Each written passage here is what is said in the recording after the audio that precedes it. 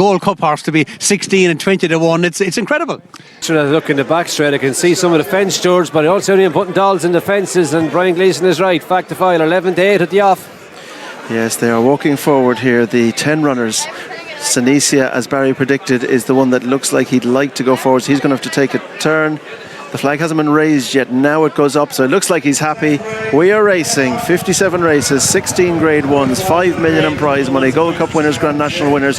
It's got absolutely everything, and Gaelic Warrior with Heartwood is prominent towards fence number 1. They're all over safely. Sinicia, in fact, has pretty much dropped in. Factifile is prominent as they go now towards fence number 2 before they turn into the straight. It's Gaelic Warrior with Factifile and Heartwood, and then Grange Clare West on the inside of Fastorslow. I know the way you're thinking, the Gold Cup winner since mid-division, and got low over that one. Lecky Watson is next. I Am Maximus, James de Burley and Sinicia. They begin the turn to make their way in towards fences 3 and 4, and Gaelic Warrior has pressed on by 3 or 4 lengths. That gives Factifile a lead. Heartwood is third. Fastorslow, Lecky Watson and Grange Clare West. Sinicia is next. Further back in the field now, just slotting in well back, as I know the way you're thinking, towards the back with Sinicia and I Am Maximus. So they go it over the first of the 2 to bring them up to past the stands, and Fastorslow got low there, and a mistake by I Am Maximus. They found a position, and Gaelic Warrior has gone on, Ruby. He has, but he's reverted to type, Richard. When he was dropped in last year over a trip, he settled.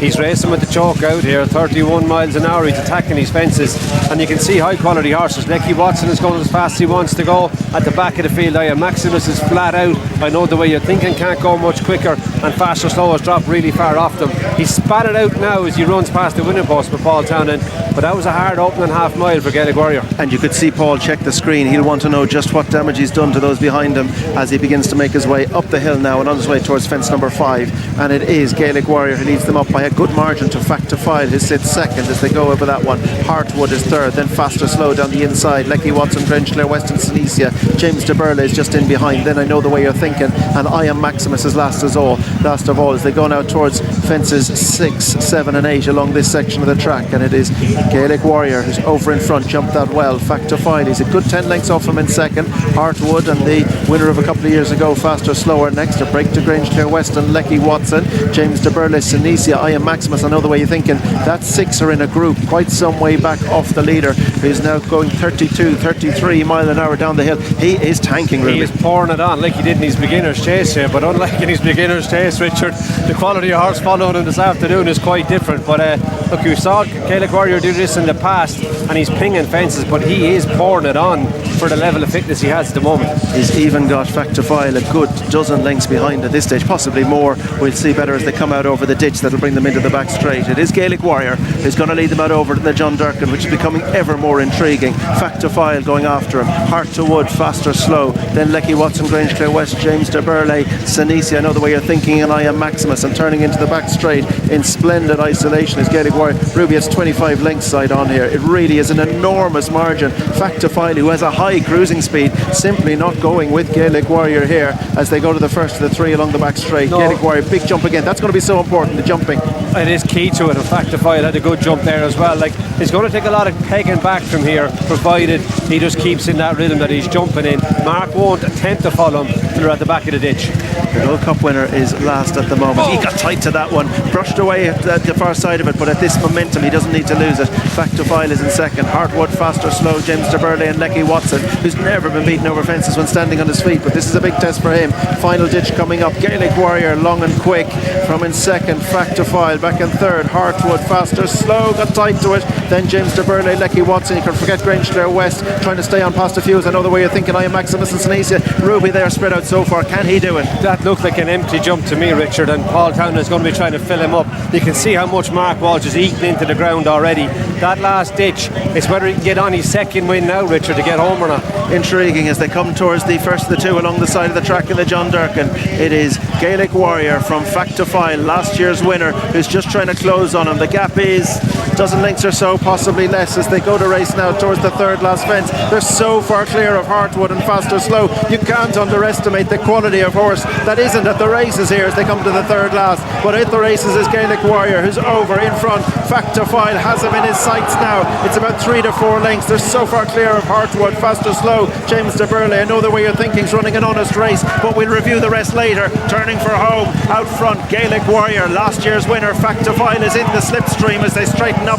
It's a 2-horse race now. Look at the gap to Hartwood, Fastorslow, and another one to James de Burley. Second last, Gaelic Warrior has yet to be caught, but Factophile is just about on terms. The crowd rise to the John Durkan 2025, and Factophile is getting on terms. Gaelic Warrior won't lie down the far side. They've one fence left to jump in the John Durkan, and they're locked together. Factophile and Gaelic Warrior. You split them, I can't.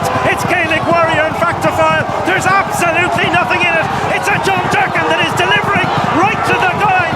It's 100 yards and less, and Gaelic Warrior has beaten last year's winner. Factophile, a race that promised so much and delivered so much more. Fastorslow third, Hartwood 4. Then I know the way you're thinking, he's done well. James de Burley, Lecky Watson, Grangeclare West, and I am Maximus. That was as good a horse race as I will ever stand to watch here. Gaelic Warrior made it so interesting. Factophile looked like he came to pick him off, but Gaelic Warrior had too much. He had too much, Richard. That would make the hair stand on the back of your head. What a horse race. Two outstanding race horses. Look at the quality of the horses that were behind them. It's a grade 1 contest. They jumped like grade 1 horses. They went grade 1 tempo, and they went at it. Oh, what a race to watch. I thought it was incredible to watch, Richard. It was. Here we go. Look, I mean, Factophile did everything. He came into a slipstream. He did everything to get on terms with them. But the bravery of Gaelic Warrior, that's the thing, the bravery. And absolute he'll go further. Guts and stamina. He's a dual grade 1 winner over 3 miles. Gaelic Warrior is a 3-mile hurdle and a 3-mile chase last year at Aintree, and he's just got back up. But even at the second last, 2 good jumps. Gaelic Warrior is in. Factophile was long. Paul now starts to go at it. Mark is having his go at him, and they go at it hammer and tongs to the last, and you're hoping both are going to jump it. You hope it's going to be a fair horse race. Both beat it spot on, together, both bang. ping it, both land running. Oh, what a, like, you try and sell this sport, Richard. That doesn't sell it with me, I'll give up. If that doesn't work for you, well, look, the son of Maxios, Gaelic Warrior, the 7-year-old, has come out on top in an unbelievable John Durkan. Paul Townend has to be animated. Katie's going to find out. Paul, that was unbelievable on so many levels. What's your take on it? Yeah, it was a proper horse race anyway, wasn't it? He was fresh and ready. He wanted to go today, and I was kind of only going to get in a wrestling match with him if I didn't let him on. And to be fair to him, he took a breather when he needed it and gave himself a chance to fill up to have a go at Mark anyway, and good jump at the last when it was all in the line, and put his head down and rallied from it again at the back of it. I mean, the first 4, you were a passenger, really. I'd say more than 4, to be honest. A lot more than 4. Fresh, without a horse in front of him, just wanted to run into the daylight, I think. And but were you not thinking for the first half a mile, I can't do this, I can't sustain this? I can't sustain this? I knew at that stage the damage was done. Yeah. And it was try and get far enough clear that he'd be able to fill up and maybe go again. I'd done so much and gone so hard for the first part of the race that if I'd gone fighting him then and left him into the race by me slowing this lad down in a fight, I may as well have turned around and gone home. So no, it was just leave it up to him and hope that when he needed to take a breather he would. And he did, and his jumping held together, which was a big help. Yeah, his jumping was really, really good. Even the first down the back, he winged it, and it just gave you that chance. But you never looked behind you. Were you interested? The dangers were coming at me in front, and they can do their own thing. I was only riding my race and seeing what happened from there. My cards were on the table at that stage, so there's no point looking for them. But no, even when like you said, he winged the one down the back, but even when he was in close, he was just backing off enough to put himself right, that he was jumping clean and not running into him and losing more energy. Obviously, we were watching it, and you know, from a long way out you could see it was just you, and it was just going to be Factophile at Mark Walsh. And another reason I think why he didn't look behind as well is because if you look behind, Mark wants you to look over your shoulder to see what you're hanging on to and what you're not hanging on to. You're showing your cards a bit as well. But when Mark got to you then, and you got under the second last and Mark landed in front, it was some gutsy performance from both horses. It was an unbelievable race to watch. Neither horse gave up, even from the back of the last 2 was jumped it well. I was getting the upper hand. Next thing, Mark's coming back at me, and at the line there was nothing in it, and we weren't even certain of where the line were when the two of us pulled up. So no, it was a huge run from both of them, and hopefully they can come out of it okay. Paul, well done. Absolutely a great end, a great way to end the day. That's it. Thanks, Katie. Well done, Paul. Cheers. Thanks. Well done, horse. The race that promised so much has delivered in spades. There were plenty of horses here that never got involved, but it only takes two to make a race. And Barry, from a mile out, cat and mouse, that was pulsating. It was, and there was a big gap between the cat and the mouse. But they were the two proper 2.5 mile horses. Like, they can get further, but they had the pace for this race. They could drop back to 2 if you wanted. But it was a brilliant race to watch. And this horse did something similar here when he won his beginner's chase. I know the way Tinkin was actually second to him that day, but he blitzed the field. He blitzed the field in the Fahine. He's done the same again. Factophile came to beat him and looked like he had him covered. And a little bit like Westport Cove, Paul Townend again, you know, he just sat and he waited and he tried to fill his horse as much as he can. Save, and have one little go later on. You're going in hope. Like, there's no confidence, it's only hope. You're playing the card, it's the only chance you have. That's your trump card. He played it and it got it. It was an absolute brilliant race, brilliant ride from a man who it was dictated to him for the first 2 mile of the race. And that's it, Davy. People watching at home, they're looking at a championship race. They've seen 2 championship horses and 2 consummate professionals on top at their best. Absolutely at their best. Mark Walsh rode the perfect race to win it, and he still couldn't get there. It was fantastic to watch. I was watching Mark and I was watching Paul, and just for a couple of seconds, the last one down the back, I said, Paul's in trouble. And then immediately when Paul felt he was in trouble, he filled his horse up. He gave his horse the opportunity. He didn't take the bait of him being in trouble and kind of panic. He just waited and filled. And then Mark took the opportunity to close the gap at the right time. Everything, both riders, everything was just perfect. And it was a pity we couldn't get a dead heat, but it was the most outstanding race to watch. 2 of the best sports people that we have in this country going at it, hammer and tongs.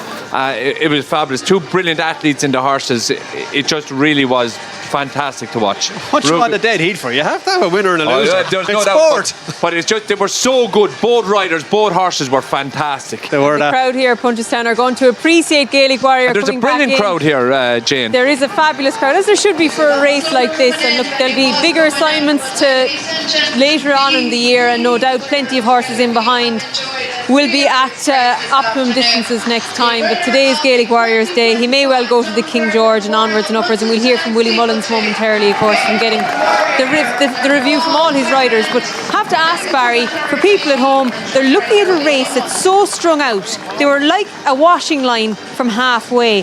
The others just couldn't lie up. Is that fair? They couldn't lie up. Now, some horses wouldn't have been fit enough, but some horses just didn't have the natural pace. I know the way you're thinking. Gavin mentioned he's a dour stayer. Sure, he's in top gear going to the start with these lads. Like, these horses could line up in a champion chase. Like, they're proper pace horses who do stay. So, you know, it's a great middle distance race, but a real old fashioned 3 miler gets lost, and they got lost. Hartwood ran a nice race. You know, maybe he'll improve for the run, but he was found out in that company. He finished 4th, Fastorslow finished 3rd, Factophile was defeated in 2nd, and Gaelic Warrior was your winner.